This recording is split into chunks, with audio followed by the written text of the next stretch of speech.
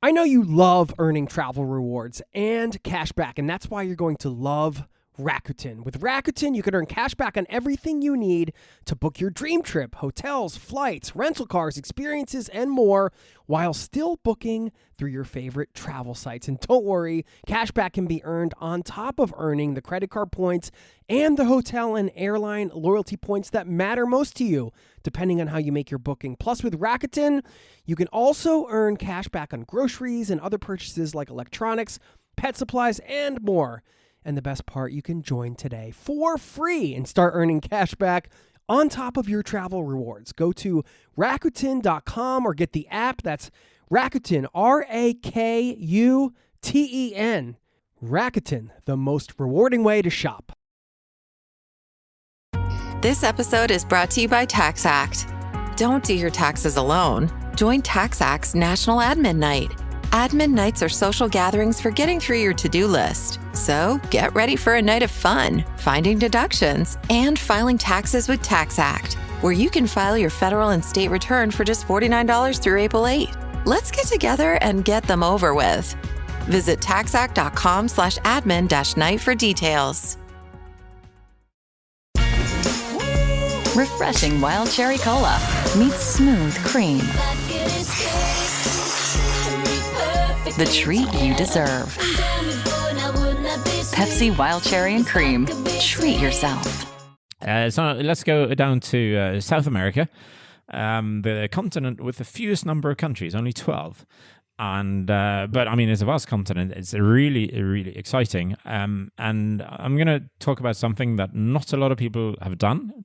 Okay, I know that's a bit unfair, but you will hear the follow-up to that in this episode with Gunnar Garfors, who is my friend and the first person to travel to every country in the world twice. So when he shares a list of up-and-coming destinations around the world, I don't take it lightly because he has been to all of these places. And the goal here is to help you identify those destinations you might want to get to before mass tourism arrives in the coming years. And I know you're going to love this. It's all about upgrading your bucket list here on the Zero to Travel podcast this week. Thanks for being here and welcome to the show, my friend.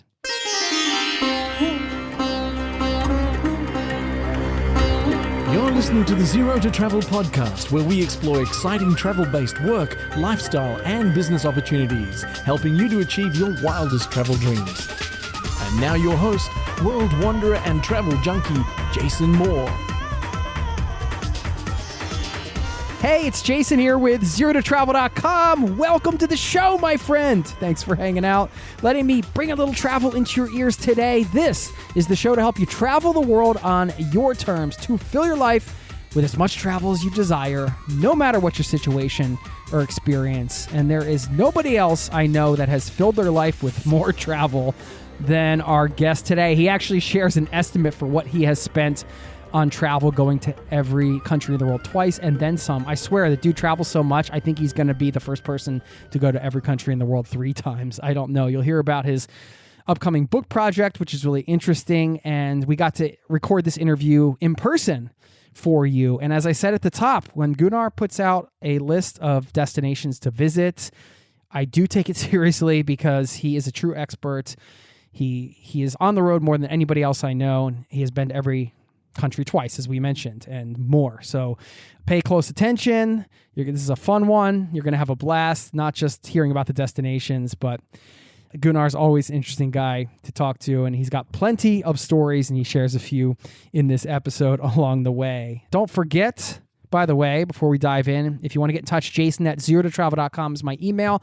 We'd love to hear from you. This is a two-way conversation. This is a community, and I make this show for you. So if you have any feedback, advice, guests you want me to bring on, anything at all, just hit me up, leave me a voicemail, drop me an email, let me know.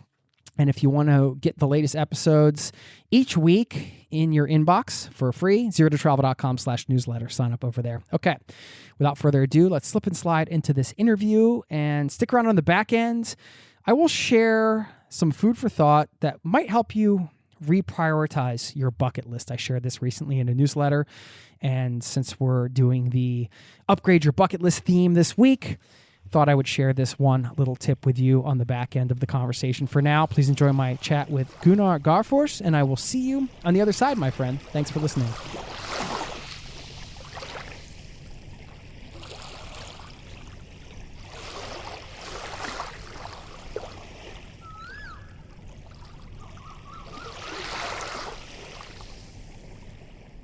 Well, the intention behind this episode is to give you a jump on your travel plans for 2024 and for the immediate future, let's say, or the near future. And I have none other than true travel expert, friend of the show, personal friend, the man who's the first to have been to every country in the world 2 times. You've heard him on the show before, perhaps. If not, you should go into the archives and listen. Mr. Gunnar Garfors, welcome to the Zero to Travel podcast, my friend. Yeah, you're way too kind. You're way too kind. What an introduction. I should bring you to our podcast shows that we do around Norway and have you introduce me. Like, I'd love that. Yeah. I mean, I just have to get my Norwegian a little bit better. Well, Norwegian is excellent. I like your little American swing to it. It's nice that you tell everybody this. Give them, you're giving me some false hope anyway. So I want to let people know we're in your apartment. It's an inspiring space, man, to record a podcast because you have 2 things I love. You have 3 things. Well, actually, a giant world map, 3 clocks. Well, of course. Yeah, we have to keep track of times in various parts of the world. Just describe the clocks because they're so cool and where they're keeping time and why those locations. Yeah, so these are traditional ship clocks in brass. I bought them in India many years ago, and underneath each and one of them there is a plaque with names of the places they show the time from. So one is DC. I had to include the US. I've lived there twice, once in DC, and I really enjoyed the time there back in 97, 98. So that's the one to the left. And then in the middle, it's Naustdal, which is my village on the Norwegian west coast, and also Oslo time. But I mean, everybody goes after Oslo time, so Naustdal time is much nicer. That's very cool. And then to kind of spread it around the world, and one of my sisters, she studied in New Zealand, so then Auckland is the last brass clock on the wall. I love it, man. I love that it's spanning the entire globe in true Gunnar Garfors fashion. Well, we like we're easily traveled, let's say. And you have the old time radio, which I absolutely love with the big world map. So it's very inspiring space. And there's a secret with the radio actually, because it's one of those big ones that's a piece of furniture. It works as a table and as decoration, and it also works as a radio.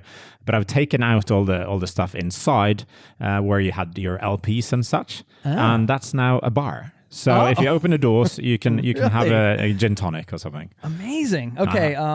Can I have that? Oh, absolutely. Yeah. Just going to take that with me today. I did drive here. I love that we're connected. I love that we've built this friendship over the years, just starting with the podcast and both living in Oslo, although you're rarely here.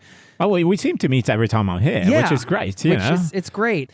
I love texting you because I never know what's going to come back, dude. Like the last time I'm like, hey, man, it's been a little while. Like we should, you want to hang out or something? And you're like, oh, I'm floating on the Amazon on a river barge or something, and you send me this picture of you and Jackie and your fiance now. Congratulations, absolutely. by the Thank way, you. in a hammock with like just a load of other hammocks on this boat, and I'm just like, what a cool friend. Like, I just never know what I'm going to get back. So just know when you text me the pictures back, I'm loving it, man. Yeah, it's always nice to share, what you're doing. And I love your questions and your feedback. So why the hell are you there? What are you doing, man? Yeah. I know. I don't just ask a lot of questions on the podcast. I ask a lot of questions in real life about, like we went out to dinner a week ago or 2 weeks ago, a week and a half. Like that could have been a podcast, like we, talking about travel and life and, slagging off the food and all the rest of it. Yeah. This is that what was we great do. fun. We're going to get into these 7 up and coming destinations for 2024 in just a minute. But I did want to also mention your website, garfors.com. I'm going to force you to put like an email opt-in in there so people can sign up and keep tabs because you got all these amazing books in Norwegian. They're going to be coming out in English. You have exploded on TikTok. Yeah, who would have Tell thought? us about that. No, that's crazy. That was I have such insight into social media, so I just immediately that's bullshit. actually. Yeah. That was Jackie. She said I was on TikTok since a year and a half ago, just because a friend said, "Oh, you have to be on TikTok," and I probably had 200 followers, and my posts got like 9 views and stuff. And then Jackie said, there's this travel trend going around TikTok. You should try it. And the trend is you have to use a certain kind of music, and then you put a photo of yourself or some travel photo that you have, and then you swipe to the right, and then you see how many countries you've been to on an app. You put it into an app called Bin, and then you see, you've been to 49 countries, for instance. And it's colored in, so it kind of visually shows you. Yeah. So 49 countries, that's around 25%. And mine is 198 countries, 100%. And it says, I had one goal on the first picture, then you swipe right, and then 100% achieved. ... So, there is more. And you swipe right one more time, and it says twice. Yeah, right. And that just totally blew up. So now it's got 8.5 million views or something. So it's insane. And I've got now 20,000 followers on TikTok. The last 10 days. It's crazy. It. That's crazy. So yeah, we'll link to it so you guys can check it out and follow him over there. But I love that some of the comments were like the one person said, "That's the ultimate flex." I suppose it's kind of a show off, but But you're like, this post took me 15 minutes to put together. I'm like, no, it didn't. It took like 18 years or whatever. Yeah, like exactly. however long it took you to travel to 2 countries. What was the total time it took you to travel? to both countries? 18 years. Started in 2000. Yeah, I mean, so it's it's been a while. So there you go. If you wanted to hear about the longest ever TikTok post, the longest it ever and took probably to the most expensive, to be fair. Yeah. It took me bloody, I don't know, $300,000 to make this post. Right. There you go. At least. Is that an official number? No. I'm an estimate. I think I was sitting down thinking about it. I'm thinking it's between $200,000 and $500,000 somewhere. Yeah. Okay. So I'm guessing around 300-400 to be more exact. But Now, I have no idea. I've just spent way too much money on travel. On the other side, I would never exchange those experiences for anything. So I'll just be poor. It's good. Well, I mean, it seems to be paying off. You have speaking gigs and books and all the stuff you going on. What would you say is your if you're looking at a spend, is what's the ROI, the return on investment for yourself, for your spirit? What was your return on investment if you had to summarize that from that spend? No. Money-wise, I'm going to have a return on investment when I'm 94 and a half years old. but on a personal level, you learn so much about yourself. You learn so much, obviously, about the world. But the most important thing is learning about yourself is rather important, but meeting a lot of people. I mean, making friends around the world, taking part in their activities, and learning about their everyday life. I think that's you can't put a price on that, or that means so much. And I think that's one of the things I appreciate most about traveling is to engage with people around the world. I mean, the people who actually live there. And I understand that some people are nervous about traveling and they want a guidebook, and they're a bit shy, so maybe they don't get in touch with locals.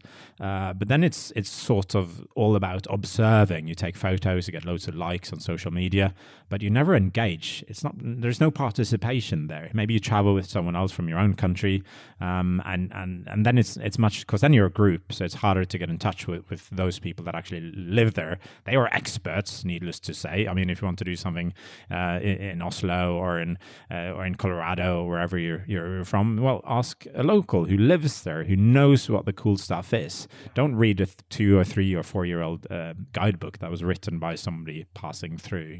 It goes without saying, even though, of course, guidebooks can be a nice tool for some people. Yeah. I hate them, though. If I find a guidebook, I never buy them. If I find one on a train or something, I go through the guidebook to find out where I should avoid going to. That's an alternative use for a guidebook. I actually like guidebooks. I think they're good for inspiration for the trip, and I like there's some good practical stuff in there with like safety tips and things like that, like common scams and stuff like that. Definitely. You can always find that stuff online. It's kind of good to know some of that stuff, but But if you have a guidebook, just don't. Let's say you're sitting on a bus going through a country or from one city to another in this country, and you're surrounded by locals. And instead, you're sitting there reading, Lonely Planet Rwanda or Lonely Planet Paraguay or something. That's like an insult to those people. I mean, there might be a language barrier, which is fair, but at least try to reach out to the locals. They know so much more than what is written in that guidebook. The every country in the world twice thing, I do want to make a distinction so people understand, because this is a whole, let's call it a subgenre of travel, like traveling to every country and ranking people and how much they've traveled and things like that. And that's all well and good, but as we were talking about before we were recording, some of those people are just, driving through, we use an example of a guy that drove through 10 regions in one day just to kind of check the boxes. And that's not you. That's not your style of travel. So when you say you've been to these places, it's not that you've popped in and then you've just stepped off the plane, had lunch there and left and went to the next country. You have spent quality time in these places. Yeah, on average, it's been 10 days in every country. I've stayed overnight in absolutely all of them, including the Vatican, where there is no hotel. So where did you sleep in the Vatican? Yeah, on the street, Okay, so I made right. friends with other people sleeping on the street, so we kind of bonded.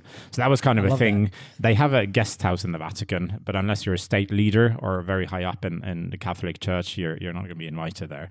And I mean, I was in Norway we have a state church. So I was confirmed at my confirmation at age of 15 or 16.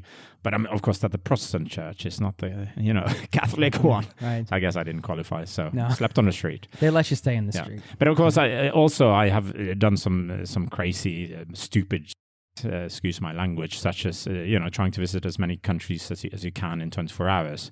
There's a world record of doing 19 countries in 24 hours, and that's something I wouldn't count. I wouldn't call that traveling even. So that's sort of a logistical record, right? And so those countries I've been to at least twice before. So because then you're in one of the countries, Kosovo, for instance, we were in for 2 minutes just crossing the border, and getting a stamp and a photograph, and then on we went in order to achieve our goal of setting this world record. Like you said, it was a logistical record. Exactly. So it really doesn't. That's not exactly aligned with. Yeah, it's not aligned with what we were just talking about. No. So that's something totally different. It might be stupid, but it's really nice to go with some friends and achieve something that no one has ever done before. Yeah. But a waste of money in some ways. But we had a hell of a party afterwards. Yeah. Before we get into this list, I think it's really cool for people to know you're working on a really interesting book. You always come up with these great, I think, ideas and approaches to travel, and this one is a unique one. I haven't seen it done before. The book you're working on, can you? Yeah, so currently I'm writing a book about the three main circles around the globe. It's about the equator. It's also about the Arctic Circle and the Antarctic Circle. So I'm traveling to the countries and places alongside these circles, and I'm talking to local people. And the source of the common theme is how global warming or climate change is affecting these people, if it is affecting them at all.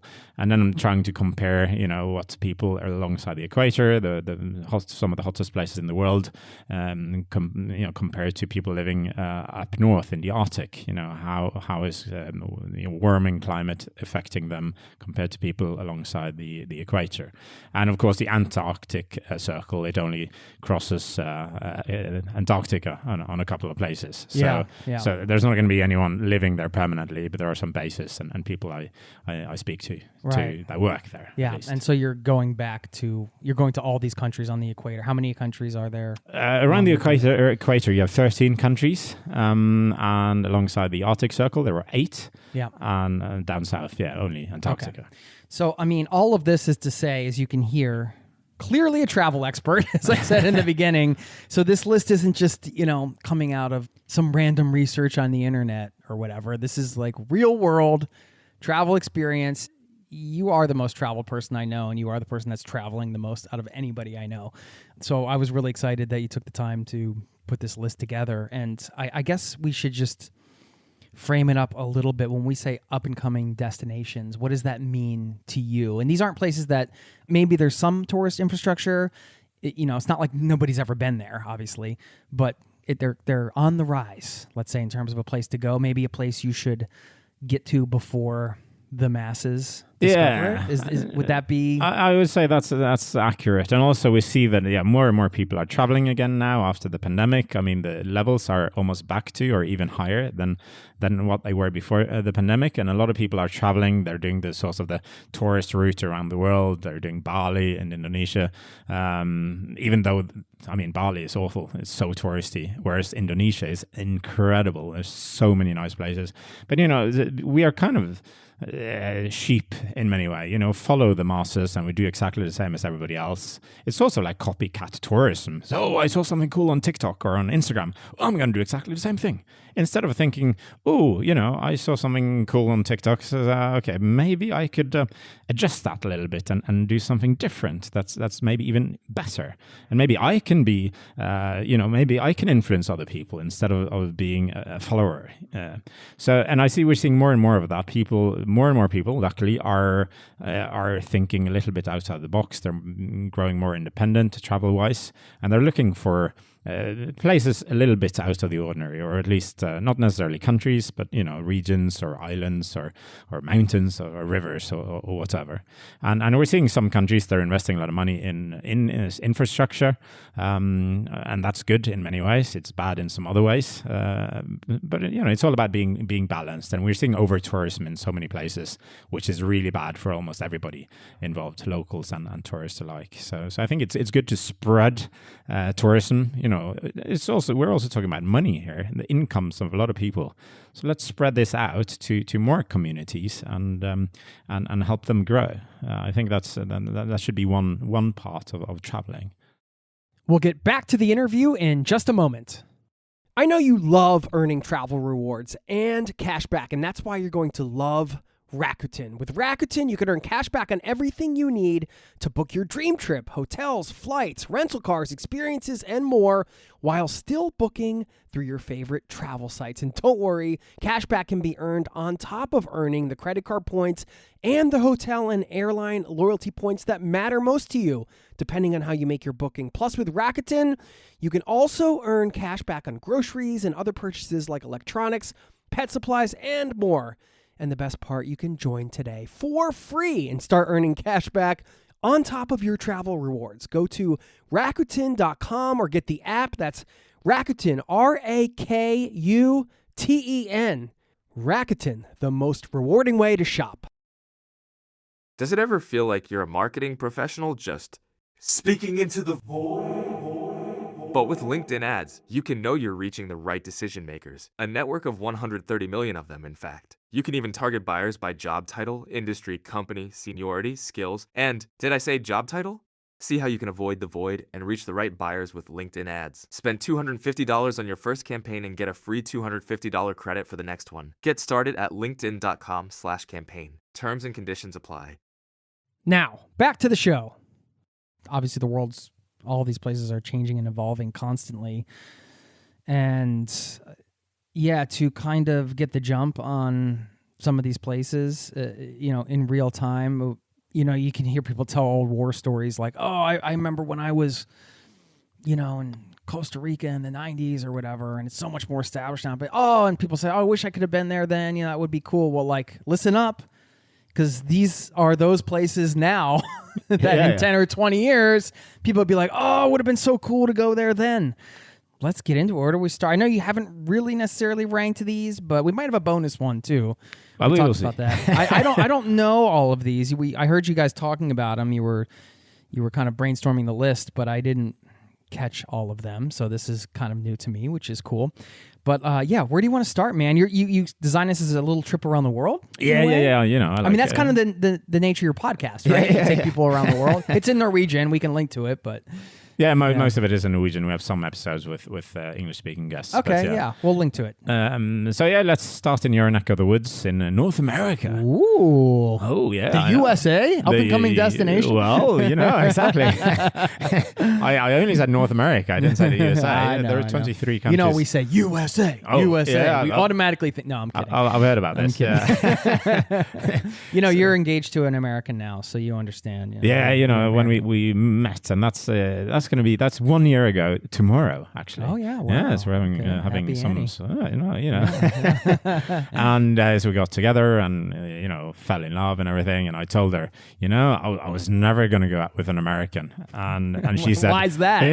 Yeah. And she said, me neither.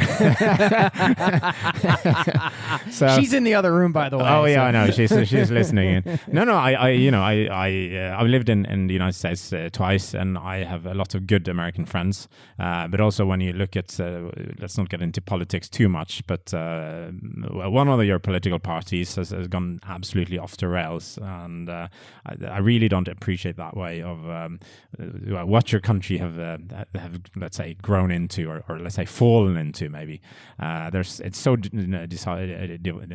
divided in many ways, and human rights are being, let's say, challenged. Lots of weapons all over the place, mass shootings, and so I don't really appreciate that half, or that's 25% of the United States. Right. Maybe I should leave it at that. Understood. Well, I mean, yeah, it's. I do live in Norway, Gunnar. Yeah, absolutely. So say no more. all right, North America. North America, yeah, one of the 23 countries in North America. Now, so we have a country that's relatively touristy, or it has tourist pockets at least, the Dominican Republic. But I would like to suggest to go to the northern coast of the Dominican Republic. It's amazing for kite surfing. There's a brilliant beaches, lots of really good restaurants. You have oysters, you have seafood, you have vegetarian dishes, lots of good meat. So there's something for everybody there. Language-wise, there's no problem in Dominican Republic. Most people speak English, even though Spanish is their official language. But I mean, stay out of the touristy cities like Punta Cana. On the east side, Santo Domingo, the capital, also nice. But I would still recommend the northern side of the country. Yeah. Okay. And you guys as a were bonus, just there, right? Sorry. You were just there. Yeah. I was just there as well. Yeah. So on the way to South America, Jackie's father lives in Dominican Republic, and so he showed us around and some hidden gems around the country. And if you want something more, let's say something more adventurous, do check the updates on the security here. But Haiti is next door on the same island, and there are lots of security issues, especially in Port-au-Prince, the capital. But Haiti as well, an incredible country. So that's sort of a bonus if you would like to venture outside the Dominican Republic. Yeah, we talked a little bit about this at dinner, meeting the in-laws for the first time, or one of the in-laws. I guess that's his new title, isn't it? Yeah. What happened when you told him that you were gonna go talk to some guerrilla warfare type of people in Colombia? Oh yeah, that's right. Yeah. So I told him. Yeah. So Mike, yeah, we're going to South America. Yeah. Wow. I like South America. What are you doing there? No. Well, I'm researching this book. So I'm going to interview this guerrilla leader in Colombia. With my daughter? Well, I'll keep her safe. And, so, and then I can't remember the next 2 hours. He beat the shit out of me. Oh, really? Yeah. Kind of. Yeah. No, we're still friends. Yeah, okay. I think. Yeah, okay, yeah. You're still allowed to get married. Well, Okay. apparently, yeah. That's great. Great kickoff. Dominican Republic, Northern Coast. Yeah, and but the good thing about some of these other places you can fly into is that you can find some cheap flights going there. So even Punta Cana, even though it's all the way on the east coast, you can fly in there if you find a cheap flight, get a rental car, or use public transport. Although the buses aren't great all over the country. But look it up. Most people will fly into Santo Domingo. You can fly into Santiago, which is very near the north coast. You have Punta Cana, and you have a couple of other airports, international airports. Yeah. Okay. Cool. So that's also some budget potential saving tip as well. Indeed. All right. What do you got next? Yeah, let's go down to South America. Do you need a bite of your pastry, by the way? I know we're drinking coffee and eating pastries here. And Well, you brought pastry, yeah. If you need that's no, amazing. it's just what you guys bake some or something. But, Yeah. If you need to take a break and get no, sugared up, go I'm ahead. good. I had some sugar. I want you to get through this. Can't you tell? Some sugar and coffee. So it's always needed to get us going Absolutely. in the morning. So let's go down to South America. The continent with the fewest number of countries, only 12. But I mean, it's a vast continent. It's really, really exciting. And I'm going to talk about something that not a lot of people have done, but we're seeing a growing number of foreigners actually traveling with local transport on the Amazon, the river. Yeah. And this is something you can do. You can take a small trip on the Amazon, or you can travel down all of it or most of it. If start in Peru or Colombia or even in Ecuador, and you go downriver, and you will end up in Brazil eventually. So either start in Peru, Ecuador, and Colombia, or somewhere in Brazil. Manaus, it's a huge city in the middle of the rainforest. It's sort of half. It's 1/3 or 2/3. We're looking on the map here. 2/3 downriver, approximately. Around 2 million people living there. So you have international flights. You can get cheap flights going in there. And from there, if you travel downriver, you will eventually get to the Atlantic Ocean. Yeah. Okay. Of course, traveling downriver is faster than traveling upriver for obvious reasons. So again, if you want to go upriver, just set aside more time. The speed is not great. You travel on these old ferries. You need to bring a hammock, or you pay extra, and you can have your own cabin, air conditioned, and all the rest of it. But if you want to meet the locals that travel this way, you should definitely stay in a hammock. On the top of the boat, they typically have a bar. And we were there on a Friday and a Saturday, and it's really happening in the bar. We were sitting next to two girls. She was just reading a book, and a couple of hours later, she was really snogging this other guy. So there's apparently a place where you can hook up. Find someone. Yeah. I Not don't much know. privacy because when you sent me the picture. When you say there's hammocks up there, there's not much space in between them. How many hammocks do you think were? Yeah, well, we took two ferries. So the first one was probably 3 or 4 times as big as the second one. So that was from Manaus down to Santarém, if you go to Google Maps or some other map. And that's about a 30-hour run downriver. And on I don't know how many hammocks, probably like 300, maybe 200, 200, yeah, maybe 200. And on the next boat from Santarém to Macapa, took a little bit longer, 32, 33 hours. On a much smaller boat, so maybe on that one, maybe 100 or 80 hammocks. And or something. are you stopping on the way as a train would or a bus Yeah. would and picking people up? Yeah. And do you have time to get off, or is it just like a cruise where you're... No, you don't really have time. I mean, you can jump off and back into the boat. Then you have 2 minutes, on the ground. You're not The really allowed to experience do is that. being on the Amazon. Yeah, it is. And of course, you can split it up. So you can stop, and you should, if you have the time, you should stop in smaller villages to get a feel of those instead of only the big cities. But, Manaus, as I mentioned, it's a huge city with loads of restaurants and very nice hotels. There's a lot of trips and tours by boat or by chartered airplane or whatever out into the jungle. There is a road going north and one going south as well. So, you can drive here and there.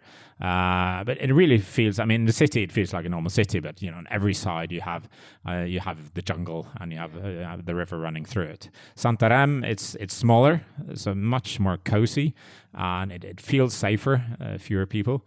But also a lovely atmosphere and plenty of stuff to do with possibilities to take excursions here and there. And also you have the pink river dolphins. They're everywhere. They're jumping like crazy. Wow. And they're so cool. Wow. Yeah. So, you should definitely bring some camera gear with zoomable lenses or something if you want close-ups. And sometimes they swim alongside the boat, like sort of speeding or showing off that they can swim a lot faster than the boat can go. What did you like about the experience? No, it's getting close to people. It's traveling how normal people, if you like, in this part of the world, how they travel. This is their highway. Yeah. The Amazon were is there their not highway. many other tourists on the boat? Not many. There are a No. few, Yeah. and a few years ago there was virtually none. So this is it has by no means exploded. Up and coming. It's definitely up and coming, and it's really strange to see. I mean, Manaus, 60, 70 hours upriver, or longer when you're going upriver. But you see huge oil tankers and cargo ships and everything. I've gone all the way from the Atlantic and all the way up to Manaus. It's really a big river with a lot of traffic, and just seeing this and experiencing this, and preferably you should be stopping a couple of or several places alongside along the river.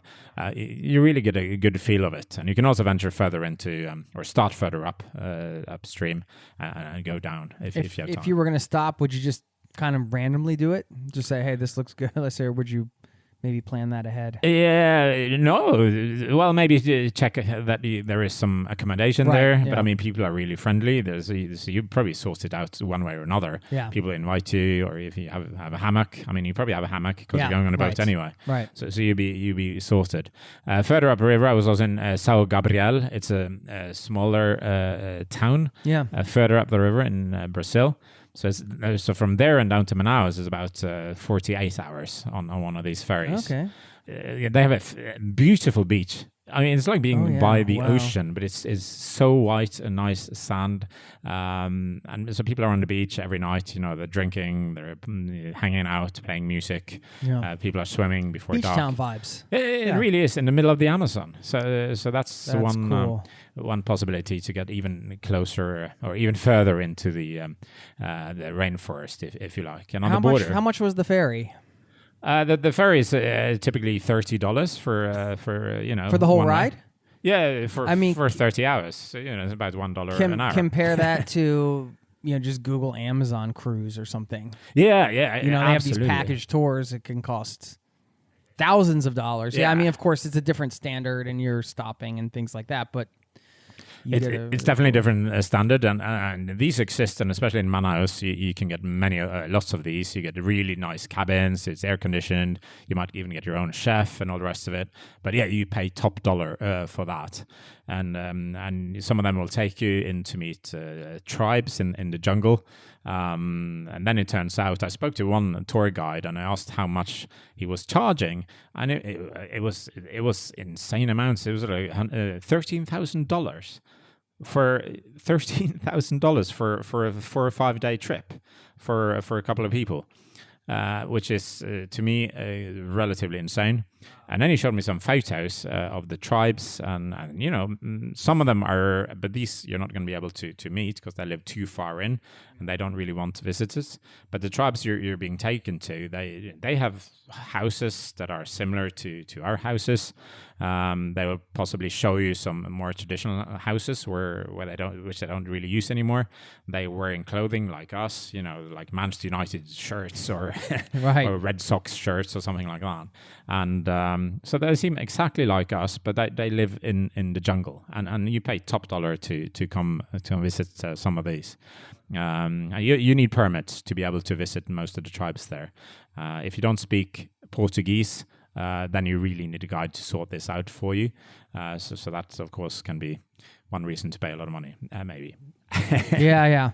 There's some things in travel that I feel there's certain things that I'd love to experience, but I would like for them to happen organically, and if they don't, that's okay too, kind of thing. Kind of being at peace with that rather than paying top dollar for using that as an example, right? Yeah, it's also like manufactured fun, if you like. Yeah, right. And it doesn't really feel real, and there's a lot of money here, and the tour operator is probably taking 90% or even more of the money. And it's I don't know, it gets this sort of a bad taste in your mouth. So I really don't like those kind of trips.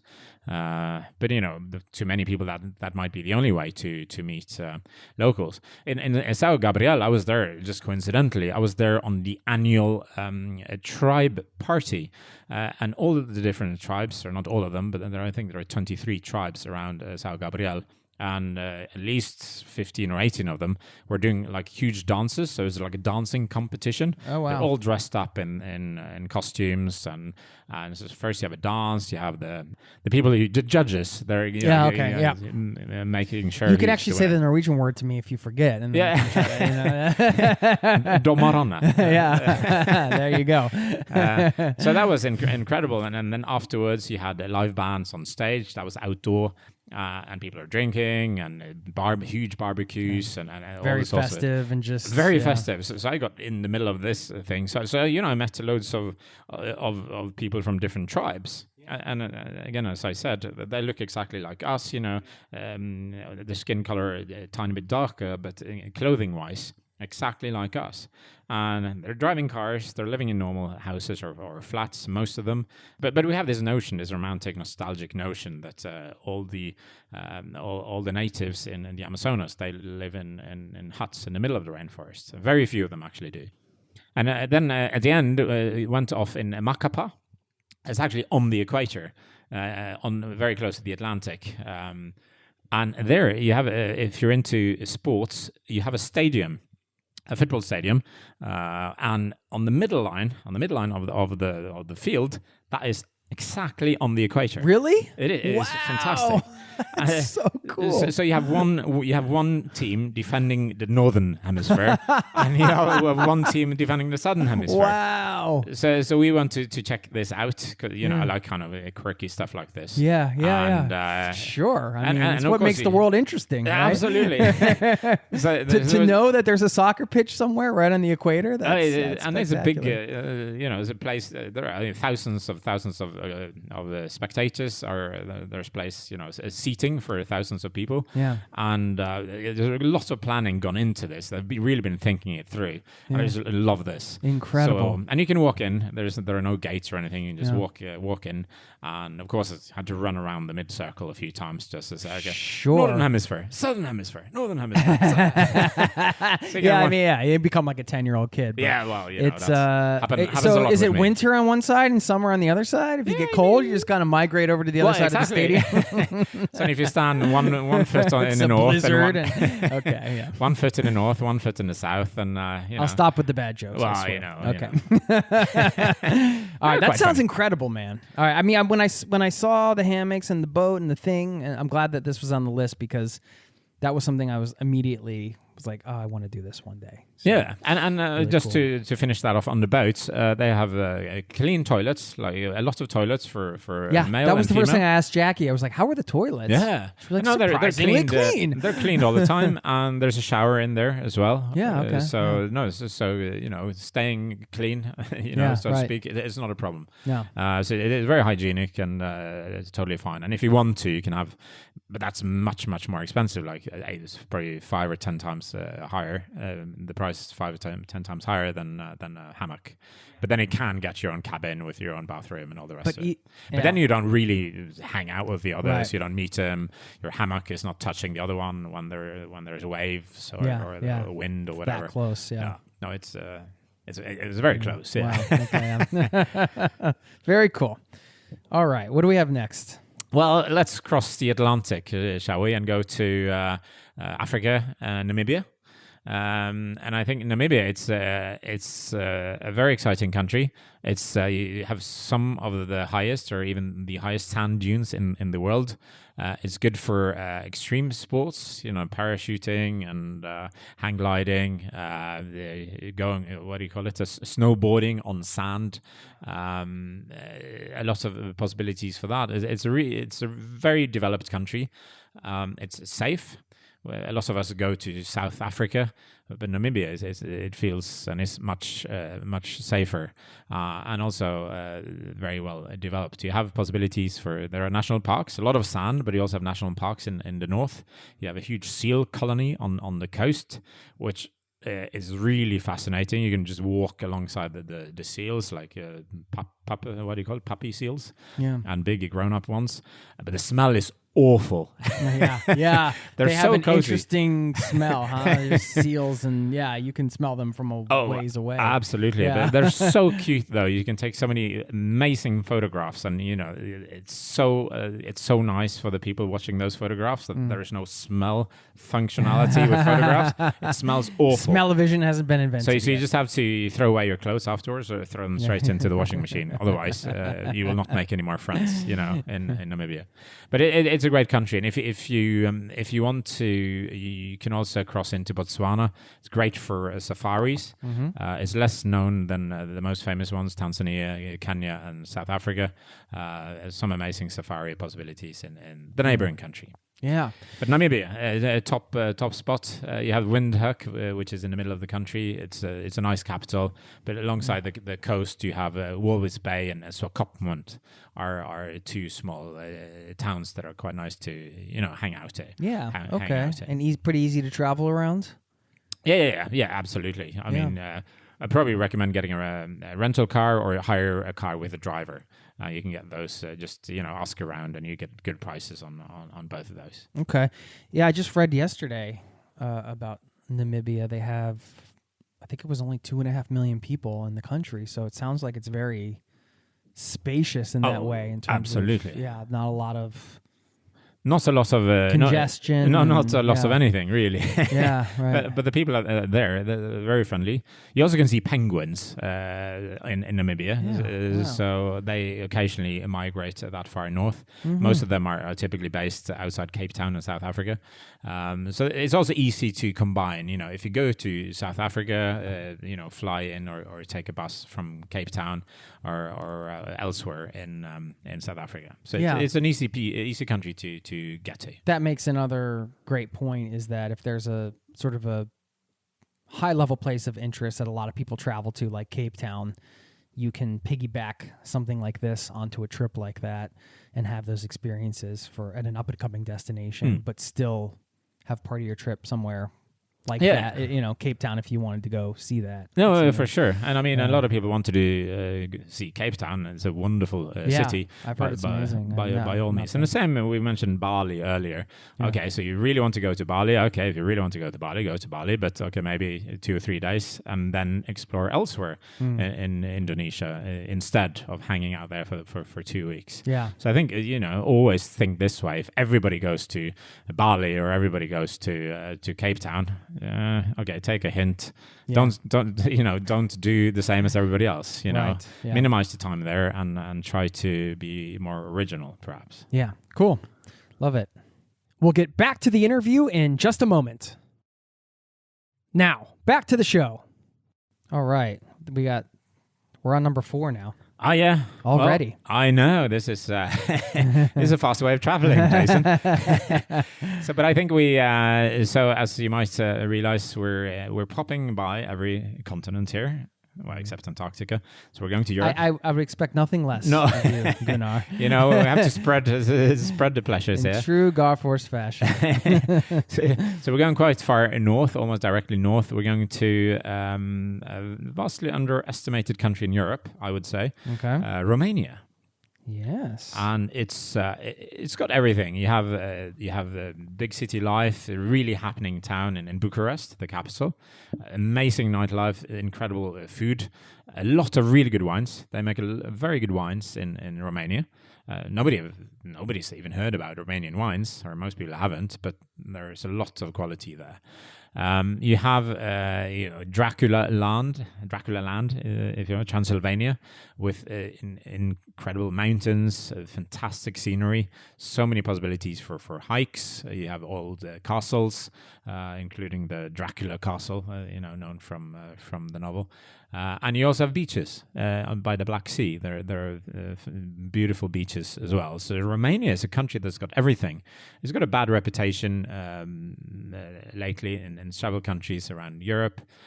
You have people from the Rom community. Not all of them are from Romania, but they're typically begging in a lot of European cities, and there's some petty theft that's associated with them. I'm not saying they are committing this necessarily, but that's the reputation they have. So typically a lot of people think that this is Romania.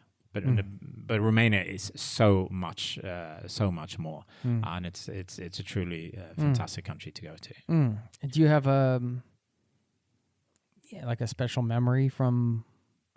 Well, so I have 5 friends of mine and me. We have this what we call travel club, and so this is great. Yeah. This is a great idea. This is one people can steal. Oh yeah. No, it's copyrighted actually, so you cannot do this. No, so we have this.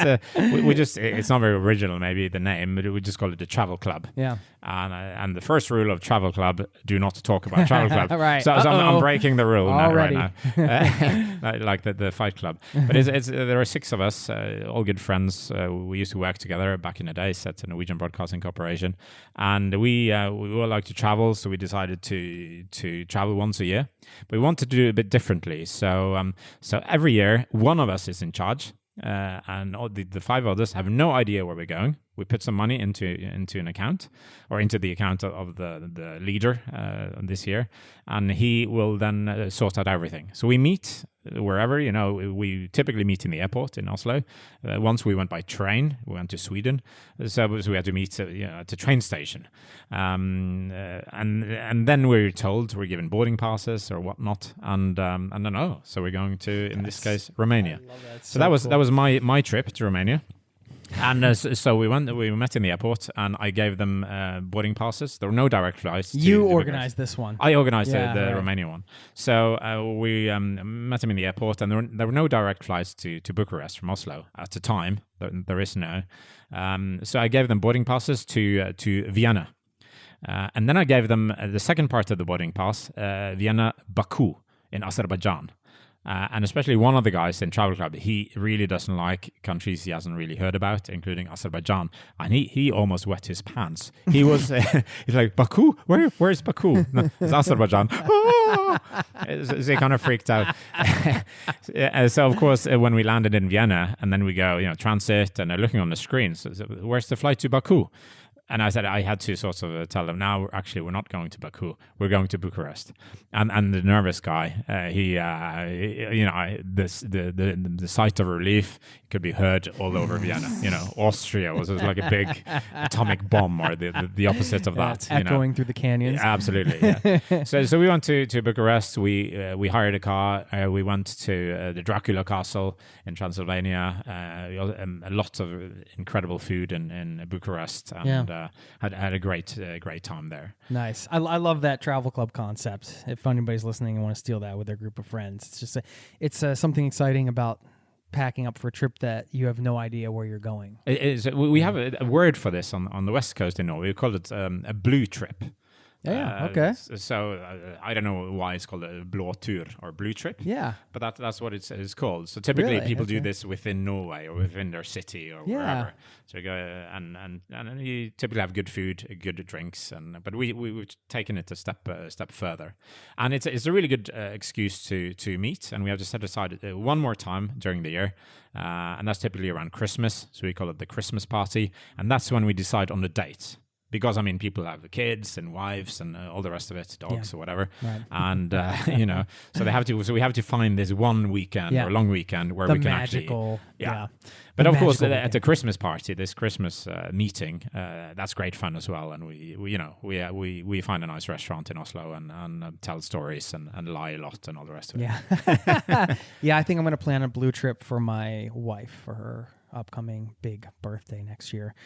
Yeah, what's the big birthday? I can't mention it. 40th. Oh, I can't mention anything about it here, but I got some ideas. I'll have to talk to you about it offline. But we did it once. She took me to. I was really annoyed because I was in Norway at that point for I don't know how long. I'd been back and forth for like a year or two, And it's fun to go to a new country that you'd never been to, and I still hadn't been to Sweden. Oh, wow. I'm just like, this seems ridiculous. How have I not been to Sweden? I got to go take a trip to Sweden at some point.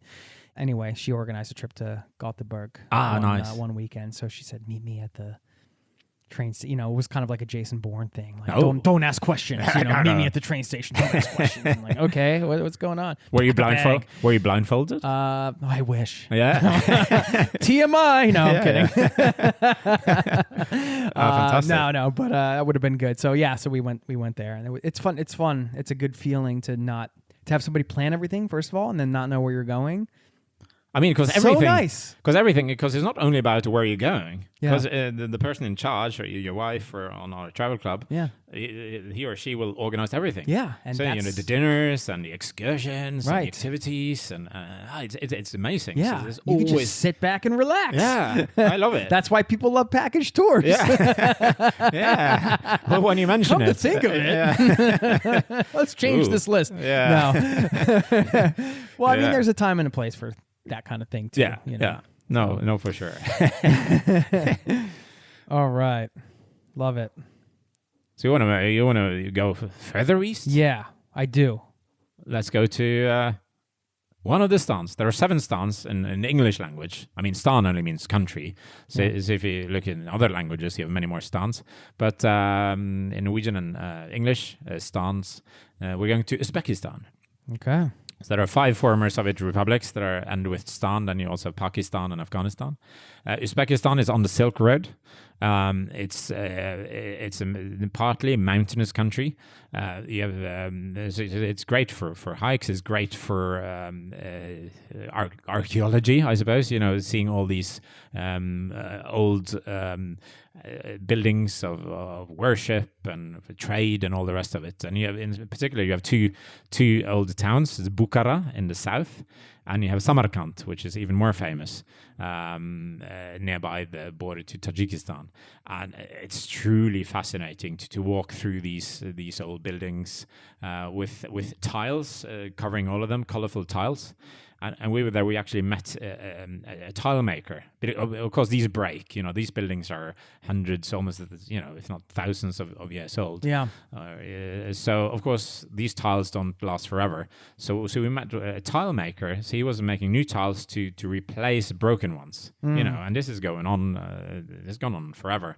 A very important job, obviously, to keep them buildings good, beautiful. I love a good colorful tile. Yeah, I know, it seems ridiculous. I actually have a couple at home from Portugal that found this shop that sells these old tiles that have been taken off from, who knows, 16th, 17th, 18th century, these types of things. And I was with a buddy, and he's like, he knew where the shop was, and so we went, and he's like, yeah, you can turn this into like a coaster or something. So that's what I have done. I have a old like 17th century tile from Portugal as the coaster for my water up near my podcast studio. Yeah. It's just like some of these little historical mementos. They're nice to, like your clocks, for example. Well, yeah, They're actually, just a nice. I don't have a lot of stuff like that, but they're kind of nice to have around. Yeah, and there's always a story behind it. Yeah. And Uzbekistan being a former Soviet Union republic, you have old ladas everywhere. We met I was there with a friend of mine, Asbjørn. We call him Dr. Vodka, and my brother Eystein. Dr. Vodka? Yeah, don't ask. That's a long story. That's for an entire podcast. You should have him on your show. He's an amazing guy. All right. And he, we got in touch with some locals in a bar, and we ended up deciding to go to another bar. This in Samarkand. So it's it's not a huge city, but it's kind of spread out. So driving to a different place, and so 8 of us end up in this little lada. A taxi lada, Yeah. but so the taxi driver says, no problem. So like 4 people in the front, and including the driver, and 4 people in the back, and off we go. It's like $1 to go to the next place. It's it's pretty affordable. very, very, very, very affordable. Is it a place where you have to like bring all your cash, or do they have ATM machines and kind of No, like in they that have- way? Is it? No, they have ATM machines, Yeah. but I mean, always bring some dollars or euro in cash just in case. Yeah. Problem with the currency is that it takes a lot of space. Really? I mean, Yeah. if you change $100, you get a bag full of money. So that's Literally? Yeah, literally, yeah. So we had to carry my brother. We dumped our backpacks in the hotel, and then we said no, just had to empty one of the backpacks and fill it with money because there was so much after we exchanged. So Because of inflation and that sort of thing? Yeah. So it's I can't remember the exchange rate right now, but you get a lot of money, which is kind of cool. But after a while, it gets annoying because it takes so long like time you to pay. literally have to have a briefcase full of money. Yeah, or a backpack. or a plastic bag, or whatever you like. That's crazy. And if you want, you also have the capital Tashkent up in the north. So for nightlife, gourmet restaurants, and all that city life, that's where you want to go. But it's a great country where you can combine so much of it, and it's very diverse. And you have and they're putting a lot of money into infrastructure. Currently, so facilities are being improved and built, and all the rest of it. They realize they have an amazing country, and they want more people to see it. To travel alongside the old Silk Route and learn about history and such. Incredible. I mean, it sounds like, looking at the list so far, they're adding infrastructure, but it's not overly complicated traveling in these places. It's not super intense to travel around within. No, and Uzbekistan, they have a very decent rail system. So you can take trains, from Samarkand to Tashkent, Samarkand to I believe Bukhara as well, and they're building more railway infrastructure and modern trains. Yeah. So you can do sleepers overnight and or travel during the day. Okay. So that's good, and also drivers are cheap. The Lada taxi driver, you can hire a driver to take you long distances without breaking the bank. Yeah. So that's another way of doing it. One good thing or one bonus with this is that the driver obviously lives somewhere, and it's almost always a he is happy usually to take you home and let you meet the family, maybe invite you for dinner. Maybe you pay a little bit extra for that, but then you get to see that's Uzbek cool. home. So that's really cool. Did you get to do that? Yeah, we did. We also so the driver took us to his family, and we also stayed with somebody else up in a valley at the homestay, and they didn't have any music. They only had the radio on. And it was an old lady, quite big lady. She cooked us a marvelous dinner, and then some song came on the radio. I think it was a British or American song, that I knew, and I just got singing, and then she started dancing and invited me. So I was dancing with this old lady in her own living room. Wow, so that was great. What a moment! It was one of my probably a good thing. This was before mobile phones and being filmed and everything. I'm not a good dancer, let's say. Now I'm really curious what the song was. No, I can't remember actually. But so the dancing didn't really happen. Most of it happened to some Uzbek song, so it made it even worse for me to dance to. Oh right, yeah. But, that's my excuse when dancing is bad. Was it Britney Spears or? It might have been. Yeah, you never know. It might have been before her time. I can't remember. Right on. All right, what a list, man! This is awesome. Okay, we got 2 more on this list. Yeah, we do. And we're going to stay a little bit longer in Asia. We're going to go further east, naturally, going to go to South Korea. Okay. And I think South Korea is a vastly underestimated country as well for entirely different reasons. A lot of us go to Japan, which is incredible as well, by the way, but more people go there. So South Korea is similar in many ways. They really cherish, what should I say, invention and thinking forward. You've seen they have their Oscar winner. They're really influencing popular culture. The big brands. Squid Game. Loved Squid Game. Yeah, Squid Game and the Parasite. Game. That was intense, man. Yeah, and this goes worldwide. You have Gangnam Style with Psy. Right, yeah. A lot of culture. Lots of culture, but also, technology. You have Samsung and LG, you have Hyundai, cars, Kia. So they're really influencing the rest of the world. Yeah. So they have the modern parts of it, but really also cherish their history. So you have lots of temples, you have ruins, you have houses and buildings that are hundreds and hundreds of years old. So Korea is a really an up and coming place. Seoul is probably my favorite big city in the world. They have everything. Really? Wow, that's saying a lot. Yeah. There's various very distinct. What should I say? Parts of town, or neighborhoods, And this is one is it's the young student kind of vibe. You have one there's the party vibe. You have one there's a Gangnam in the song Gangnam style, which is it's sort of the not the industry, look at the business hood with expensive restaurant, really nice restaurants and all the rest of it. So it's every hood is sort of competing. They want to be the coolest neighborhood in town. So there's always innovation going on also when it comes to restaurants and food and so it's like a healthy competition that's really raising the bar for everybody. Yeah. And when it comes to hotels and all the rest of it. So and in Seoul you have what you call a motel, which is really it's a love hotel. Yeah. Because most Koreans, they live at home until they marry. So, you're in your 20s, you're in your 30s, you still live with your parents, and you don't really want to bring your boyfriend or girlfriend at home, or at least maybe your boyfriend or girlfriend, but maybe not your date or whatever. Right. So, therefore, you go to these motels and you hire nice, cheap rooms. They're really stylish because, I don't know, there are a lot of fetishes out there, I guess. So, you can hire a Roman room, you can have a Roman-style room, you have like being inside a taxi or in a school bus or in a spaceship. Have you taken one of these rooms? Wait, I know you're no. Yeah, fiance's in the other room, so I don't know. Maybe that was many years ago with an ex-girlfriend. But I mean, these are everywhere, and they're cheap, and they sound shady, but they really aren't, and it's a way for locals to meet and hang out and do whatever they want. It's part of the culture. It's not like a place where. Yeah, you're taking illegal.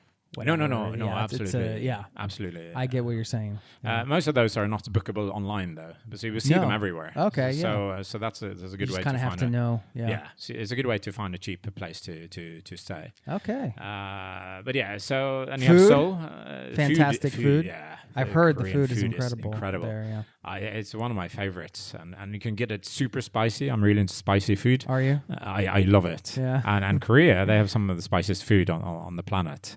Do you go for it? Do you go for like the ultimate? Crazy spice, like the I'm going to cry. I try to, but very few people, very few restaurants have managed to do this. I mean, I tried this in Norway. You can handle it. I love, I love it, and I really, I'm pretty good at handling very spicy stuff. So here in Norway, I go to an Indian restaurant and I ask for the spiciest you can get. And typically it's vindaloo, but phal is much, much more spicy. But wow, you want phal? And we're in an Indian restaurant, and yes, can you please do phal? Yeah, we will try. And they come out with the sauce, the phal sauce, and and then suddenly there were 8 people around the table. There were the waiters and the chef. They want to watch me eat. Was this. it here in Norway? In Norway, yeah. Really? And they're like, and there's a friend of mine. He was there as well, and he also likes spicy food. So he takes a little bit of it, and he's like, "Well, bloody hell, that's hot." And I say, "I take a little. It's okay." So I just take several spoons of it and just eat it. And the chef like, "Wow!" Like this is like the first person coming off the street that could handle like a real. I think so, but even spice. This was not spicy compared to what you get in Korea or proper Indian, let's say an Indian restaurant in India. Yeah. But my friend, after the meal, we were waiting outside for him for half an hour. He was in the bathroom. Really? So I don't know. He was struggling a bit. So from the spice? From the spice. No kidding. So no, I do like spicy food. And in that context, South Korea is amazing. You don't have to have it spicy, obviously. If you don't like spices, you ask for a very mild one. Yeah, so I had a friend visiting here, made him some dinner, and he was almost puking because I had a tiny bit of pepper, normal black pepper on his food. So there is different levels of tolerance. It's so fascinating to me that we all have the taste buds. We all have a tongue. We all have like the same biological setup, but that people can like and dislike so many different things, and people can handle spice and other people can't. It's really strange. But I mean, it's the same thing with what kind of foods we like or what kind of music we like. We all have ears, but we listen to totally different music, for instance. Yeah, it's just I don't know, something about that. It's just like it's touching your tongue. I don't know. Anyway. But also, let's because primarily been speaking about Seoul, but also in South Korea, there's so many other places. I mean, you have another big city, Busan, down southeast, which is wonderful. And if you travel around, there's fantastic infrastructure, loads of fast trains, easy to rent a car or whatever. So there's so much to see. You have the islands on the south coast. There's a small town there, Mokpo. It's an old fisher village that's now grown into a full-size town with a small idyllic islands outside. South Korea deserves weeks and weeks, if you have that much. And also you have the most the busiest air route in the world is from Seoul to Jeju Island, which it's a Korean island south of the mainland Korea. And this is where all the Koreans go on holiday. Really? So that's... busiest in the sense that there's multiple... There are more flights there between those two places than anywhere else in the world. That's crazy. So wow. It is. So that's... I mean... Even more than like, I don't know, I think like New York to DC or something. I feel like that would be... You would think so. Yeah. But this one, it's been on that list, top of the list for years and years. That's crazy. So, where do you find a list like that? Oh, I don't know. I can't remember. You know all these... I don't know. You just esoteric kind of facts of... Yeah, but if you wonder something, either you ask or you put it into a search engine and you sort of find it. There's always someone that's really on top of these things. And when it comes to the aviation industry, there are so much statistics of so such a list is quite easy to compile. But Jeju Island, it used to be great, but now it's almost too many tourists there. I mean, most of them are Korean, but they're also coming more and more Western and tourist in and Chinese and Japanese. So the infrastructure is almost cracking there. Yeah. So if you're going to go to Jeju Island, at least do it off season. I would say, but cool, worth going to. Cool. So that's Korea in a nutshell. Awesome. Sign me up, man. I'm ready to take this whole tour. Yeah. Let's go. What time is it? Can we get over to the airport? And no, you have a meeting at 1:00. Yeah. Well, I'll make that into a virtual meeting. Easily travel day. So. Awesome. And then one more country, and that's in the Pacific, in Oceania, the continent of Oceania, and that's Tonga. It's a small kingdom. Okay. Consisting of various islands. It's very small.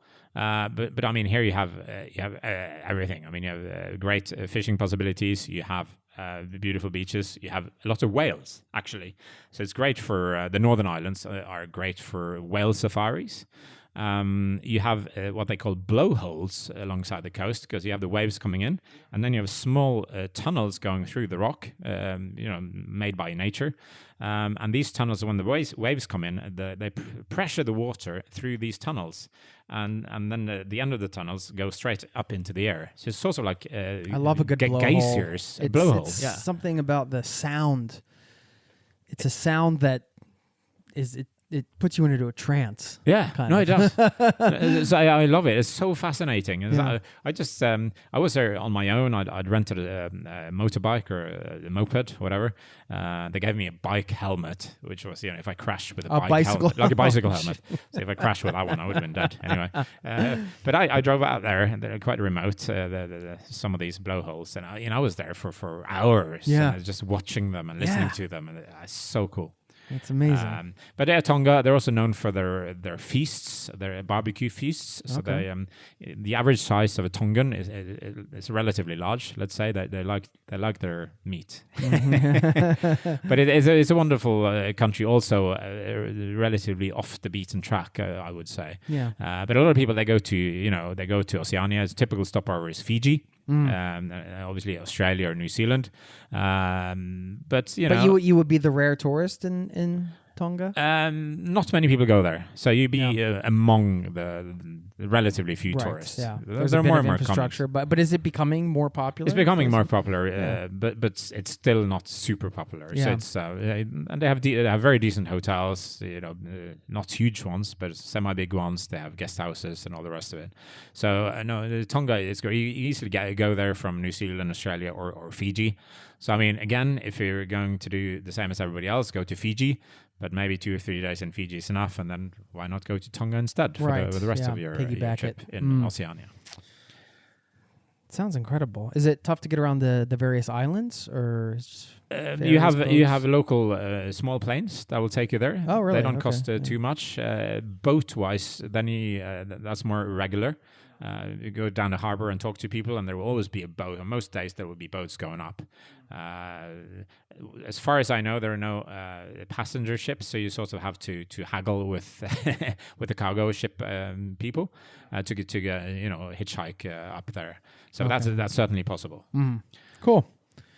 Wow. So that's almost around the world, I guess. I mean, yeah. And from there you go back to the U.S. and Dominican Republic, and that's around the world for you. Whew. Are we making any pit stops? I know you had a bonus one in here. Are we gonna Yeah, talk okay. about? We're Well, gonna save that for another list. Yeah, well, that's up to you, Jason. I don't know, man. Well, maybe we can share it, and then we can tease out another list idea we were thinking about bringing into a future episode, and you can let us know if you want to hear it. How about that? That's a tricky one. What is this one? No, okay. So of course everybody has heard about and seen photos from the Maldives. Yeah. And you have all these resorts, and the photos are incredible, and all the rest of it.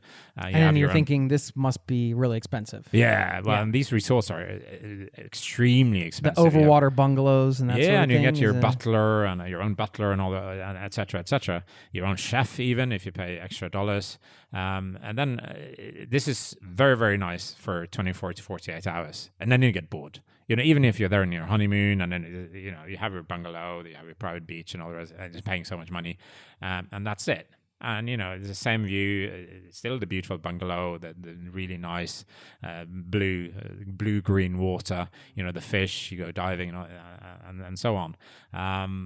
But you don't really meet anybody. You don't meet any locals there. You don't meet any other honeymooners, maybe in the restaurant. But, they're busy also being on honeymoon. And it's very, very expensive. So so what we did, Jackie and I traveled together on this one. So we went to some, let's say, local islands where people actually live and work. And you have all the way to the south is Addu, ADDU. It's sort of part of an atoll. And here on the same island, you have both the southernmost part of the Maldives and the westernmost part. Oh, okay. So that's for those that are nerding, geography nerding. Those are 2 points. You have not been known to do that. No, I don't. Never. Do that. Never. And also on a neighboring island, you have the highest point of the Maldives, which is 6 meters above sea level.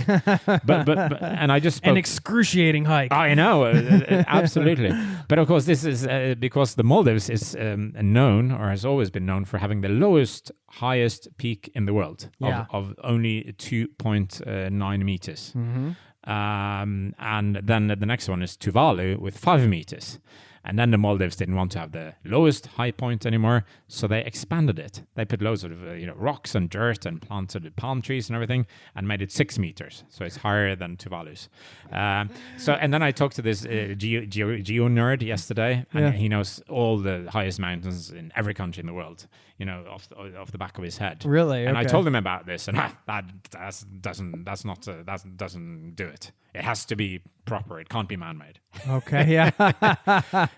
So I know. I don't know. It depends on your politics, really. If the highest point in the Maldives is now 6 meters, which is man-made, but it looks natural, or if it's the original point, which Is may have been underneath covered. on the same mount. I'm not sure actually if it's exactly Okay, the same could be place somewhere or, else, or, yeah. or not. But Jackie and me went to another island, and so if you take the boat, and so one of the boats that locals take to Fuvahmulah, and that's one of the best. That's one of the only real islands in the Maldives, because you have a lot of atolls and really small islands or narrow atolls. But one of the few real islands is Fuvahmulah, and it's incredible for diving. Swimming with tortoises, the best, some of the best beaches I've experienced. It's such a nice island. And places to stay. Oh, yeah, You know, plenty of this guest is- houses and hotels and, restaurants. And what is it like? Just comparative, just to give us an idea of pricing and that experience. What were you paying for? Yeah, for a guest place to house stay? there, I think we paid around between $30 and $40. Yeah, okay, yeah. You can also pay. You can also stay in hotels. So and here you a far really cry get, from the $3,000 a night bungalow. I was going to to say, yeah. so and you get in touch with the locals. There are restaurants and all the rest of it. So, but the downside to some people living in local islands is that there is no alcohol. So it's a dry country except for resorts. So if you would like some wine with your dinner, so either you have to bring your own and sort of smuggle it in, and you can bring your own for your own consumption, but I don't think the restaurant will let you actually drink it there necessarily. Yeah. But then down in Adu, which I mentioned earlier, there is actually a small resort on the island. Alongside where normal people actually live. Yeah. And there you can enter and have a wine with your meal if you like to. It's called Equator Village. So that's sort of the loophole there. If you want to live with the locals on a normal island, so to speak, but still be able to have a drink, then Adu is the place to go. Okay. At Fuvahmulah, there's no places to get a drink if that's what you're after. Incredible bonus addition to an amazing list.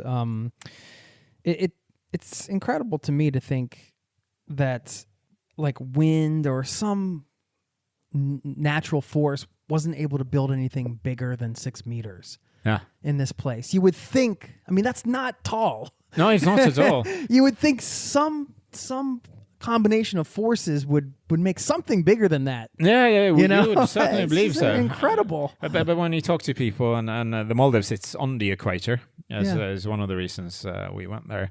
And I'm talking to people, and obviously we're seeing the sea levels are rising. You know, they don't have to rise a lot when the highest point is 6 meters in order to make the entire place inhabitable, or even flood the entire place. Are people? Do you get the sense that they're aware, nervous? No, because you can't really. Most of them are not, because some of them have heard about it naturally, and they talk a little bit about it. But I guess it's just too much of a big thing to even comprehend that. Okay, we might actually be flooded, and also the flooding, the rising in sea level is so slow. Not relatively, but from day to day or from year to year, you don't really notice it. But if you're a scientist and you measure this, then 1 centimeter a year or half a centimeter a year, that's a lot if your highest point is 6 meters above sea level. Right. So most people are not. I don't know, maybe there is sort of a self-protection mechanism. They don't really want to face this. But the people I spoke to said, it's going to be okay. It's been like this forever. It goes up and down. And I mean, you can blame education or lack of education, or maybe just a self-preservation mechanism. Yeah, or I'm there's not some sure. psychology, I'm sure, behind it. These things that are such big... Yeah, and you also, I think there's some hope in that, the international community and the Paris Agreement, that now we're going to limit the heating to 1.5 degrees Celsius or centigrade. Yeah. And maybe there's some hope in, yes, of course we will. And then you see now with El Nino and all the extreme weather situations we've had in 2023, I was like, oops, that's not, and all the ice melting and all the rest of it, this does not make it look good for people in the Maldives and Tuvalu and other low-lying places. Right. So we really should get our act together, and decrease the pollution that we contribute to. And travel is part of this, but if we only stop traveling, that's going to maybe reduce the CO2 emissions by 2 or 3%. So we really have to stop not stop, but we have to reduce in every industry, in every field. Buy less clothes, travel less by car, fly less, eat less meat. There's so much each and every one of us can do, but we have to do it in every field out there, not only within one specific field. Yeah. Have you, as part of this book you're working on, have you been talking to climate scientists or? Yeah, I have been in touch with some climate scientists, but at the same time, this is a book about the people living in these countries. Yeah. Because if you talk to scientists and you read the news, you will get a new report every week, probably 9 times a week, saying something about the climate. It's going to hell. It's not going to hell. It's going really to hell, and so on and so forth. And it's like an overdose of various scientists just warning us, which is good. The problem is that we're getting so much of it, so we're kind of just ignoring it in the end. So to me, it's really about talking to the normal people, the local people actually living there, and their views on it. And I'm also in touch with some scientists, but they're not going to be an integral or an important part of the book. That's being done anyway, the scientific approach. So I'm more looking for the on the ground approach, if you like. Yeah, cool. Man, thanks so much for putting this together. This was so fun to go around the world with you and get your take on these up-and-coming destinations. I think these all fit the bill for what we described as an up-and-coming destination. I mean, I'm looking at this. I'm like, could this be my itinerary? Right here? Just I'd have to. I think you should tell your wife that, hey, wifey, next time you do a blue trip, how about this? Here you go. Here, it's just all right here. This will be really cheap, I'm sure. Oh, absolutely. to put together and easy. Yeah. But I mean, you can do like Thor, the Danish guy. Yeah. Just travel by cargo ship. It's no problem. Right. Yeah. Well, I mean, thanks, man. You gave us a lot of travel inspiration today, which you always do. And yeah, if you want to share with everybody, I mean, we already mentioned the website, garfors.com, but would that be the place? Yeah, on Instagram, I'm Garfors. On TikTok, I'm Garfors. Yeah. So on Twitter, I'm Garfors. Yeah. So it's my last name, Garfors. Yeah, So we'll just link to it all. Most welcome to follow We'll me. link to the pod, too, that you have. You want to talk about that for a minute? Yeah, I'm doing a travel podcast with a friend, Torkil Gundersen. He's a travel journalist in Norway. Most of the episodes are in Norwegian, but we travel to every country in the world. We're halfway there, 130 episodes so far. Nice. But yeah, check it out. Globus. It's called a Globe Roulette. Like a globe. Global roulette. Yeah, global roulette. Yeah. So Globus roulette in Norwegian. So Yeah. The English episodes, are they labeled if anybody wants to listen? I think there were only 2 English episodes so far, but we're English. Okay. We're interviewing more and more foreign guests, so there will be more. But yeah, we will make sure to label all the English episodes. Yeah, cool. For ease of use. Awesome, man. Safe travels on your next adventure. Want to let people know where you're going, where you're off to? Well, the next trip is going to be to Portugal, and that's sort of on the way to Central African Republic, Congo, Gabon, and Sao Tome and Principe. So those are sort of the, let's say, 6 next destinations, and the last 4 ones are, for the Equator book and research for that one. And then we will see where the world will take me. He's a man on the move. I'll see you in 5 months or whatever. Or whatever. Thank you so much, man. Thank you, Jason. Fabulous to be chatting with you, as always. It was awesome. Yeah, thanks.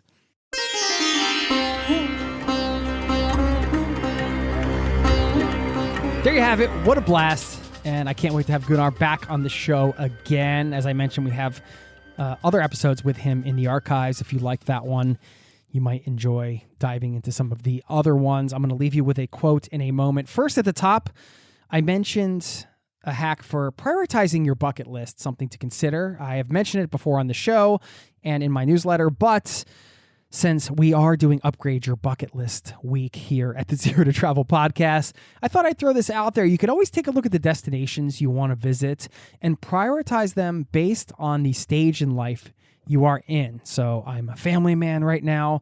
Those destinations are going to look different than, destinations I might have wanted to go to as a solo traveler. Maybe that's related to expense. Maybe it's related to other things.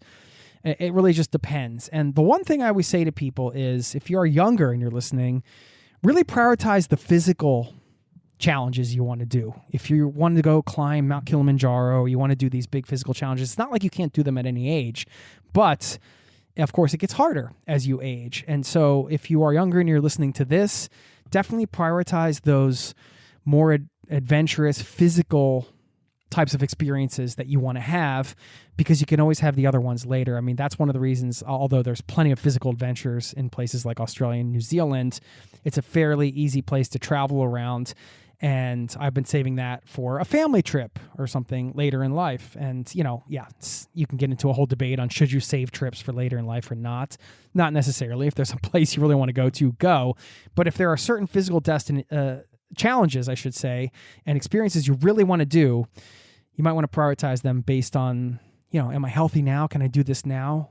You never know what's going to happen later. So just wanted to throw that out there as a kind of off-the-cuff tip to share as we close this out with a quote. I mentioned that Gunnar is a man on the move. He's one of these guys. He moves more than anybody I know. So I looked around for a quote about being on the move, and I found a couple that were fun, and I'll share them with you. One is from Anonymous. I tell you what, Anonymous has had so many profound quotes over the years. Must have been an incredible human being. I'm kidding. I know. It's not a comedy podcast. That's why. Okay. This one. You can't move to the next chapter of your life if you keep rereading the last one. There you go. And one more from Martin Luther King Jr. If you can't fly, then run. If you can't run, then walk. If you can't walk, then crawl. But do whatever you have to do to keep moving forward. Thanks for listening. We got one more episode this week in the destination-themed week, upgrading your bucket list. So be sure to subscribe or follow the podcast wherever you're listening right now to get that. I look forward to bringing that to you. In the meantime, have a wonderful rest of your day. Peace and love to you and yours. Thanks for listening. Cheers. This podcast has been brought to you by ZeroToTravel.com. Ideas and advice to make your travel dreams a reality.